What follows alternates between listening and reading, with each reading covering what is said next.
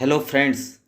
Short hand सीखने के पहले थोड़ा शॉर्ट हैंड के बारे में कुछ महत्वपूर्ण बातें जान लेते हैं।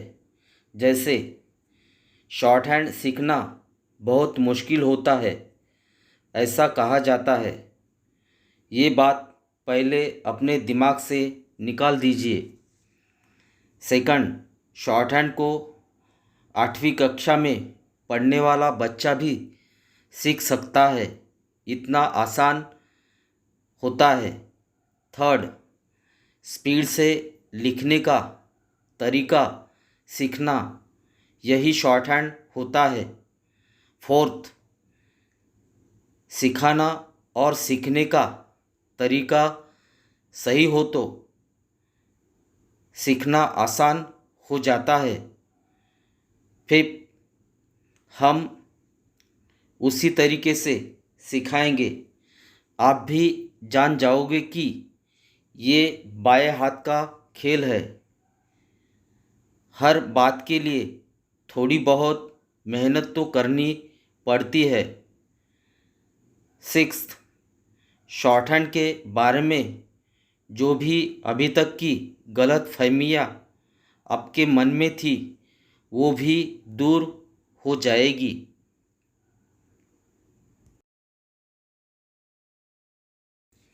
शॉर्ट हैंड सीखना क्या होता है?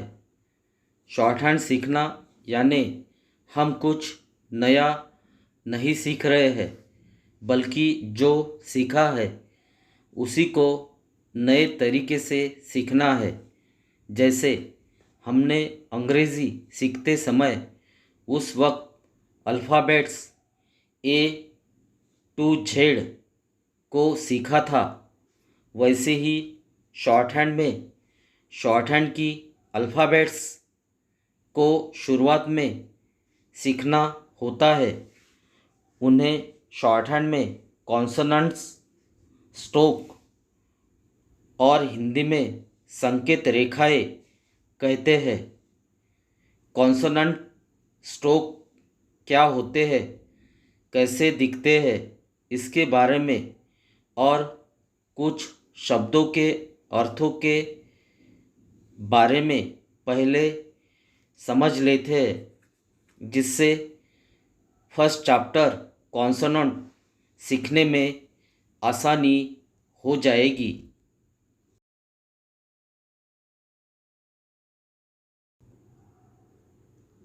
लाइट डाउनवर्ड, इसका अर्थ हल्का ऊपर से नीचे की ओर लिखना होता है। लाइट डाउनवर्ड, इसका अर्थ हल्का ऊपर से नीचे की ओर लिखना होता है। लाइट हॉरिजॉन्टल, इसका अर्थ हल्का बाएं से दाएं ओर लिखना होता है। लाइट हॉरिजॉन्टल, इसका अर्थ हल्का बाएं से दाईं ओर लिखना होता है। अपवर्ड, इसका अर्थ नीचे से ऊपर की ओर लिखना होता है। अपवर्ड, इसका अर्थ नीचे से ऊपर की ओर लिखना होता है। यहाँ पर इस जानकारी को अच्छे से समझना बहुत ज़रूरी है। यहाँ पर शॉर्ट हैंड में के कॉन्सोनेंट्स स्ट्रोक को दर्शाया गया है, जैसे पी, टी, चे, यफ, ईथ, S, K, M, V, L, R, N, A, S H, H,